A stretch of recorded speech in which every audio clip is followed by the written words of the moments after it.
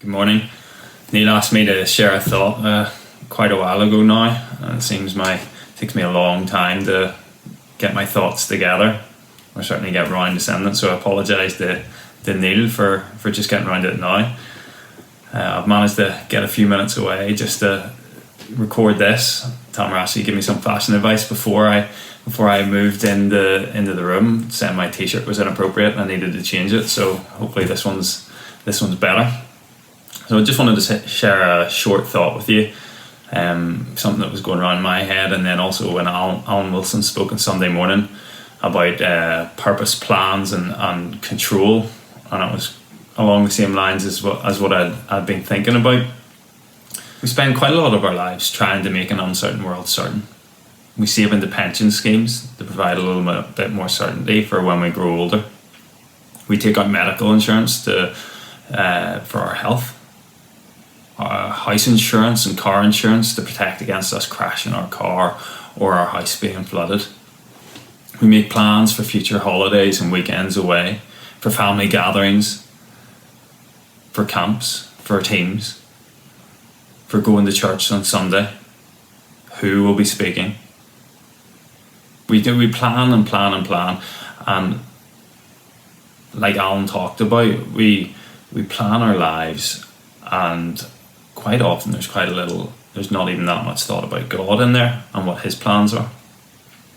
We take an uncertain world and we try and put these things in place to give us a little semblance of certainty, a little tiny fraction of certainty, to give us this illusion that the world is certain, that our plans are certain. At breathtaking speed, we've been confronted with the reality that life is uncertain. The car insurance scheme that you pay into to protect you against crashing your car, well, we're not even driving our cars, most of us now. They're sitting outside the door. The car insurance can't and doesn't help us. Our holiday insurance, well, there's no holidays. The pension pots have lost value, and with that, a little bit of future certainty is gone. Team trips and camps are cancelled. Employment has a question mark depending on what your personal circumstances are. Not that all these things are bad in themselves. It's not bad to have insurance, but the illusion of certainty has been stripped away.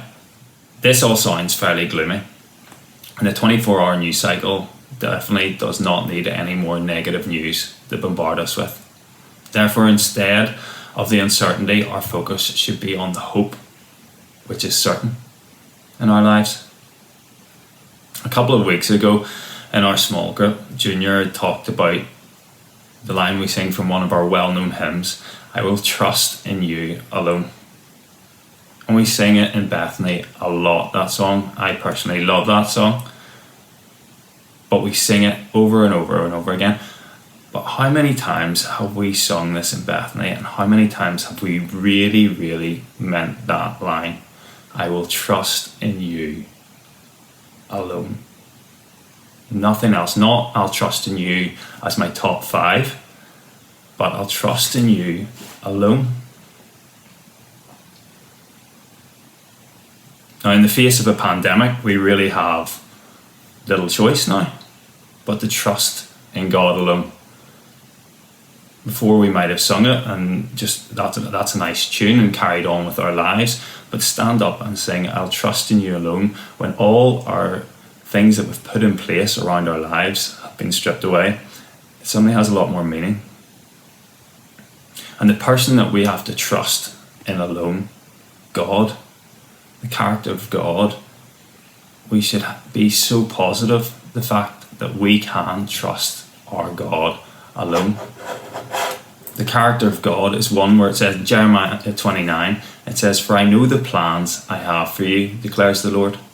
Plans to prosper you and not to harm you. Plans to give you hope and a future. Then you will call upon me and come and pray to me, and I will listen to you. You will seek me and find me when you seek me with all your heart." So we always read that start bit, for I know the plans I have for you, declares the Lord, plans to prosper you and not to harm you. The final bit I read there, you will seek me and find me when you seek me with all your heart. How many of us have seeked God with all our heart?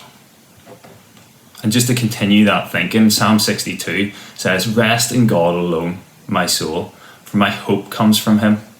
He alone is my rock and salvation, my stronghold. I will not be shaken. My salvation and glory depend on God, my strong rock. My refuge is in God.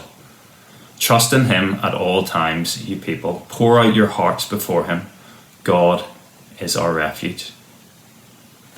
Our trust alone is in a God that only had to speak to create the stars. Our trust is in a God who sacrificed himself, became a man, and sacrificed himself on a cross so that we can have hope. That's what our trust is in. That's who our trust is in, and who it should be in alone. So as we go forward in this week, in the days ahead, like Psalm 62 says, rest in God alone. Trust in him at all times. And God is our refuge.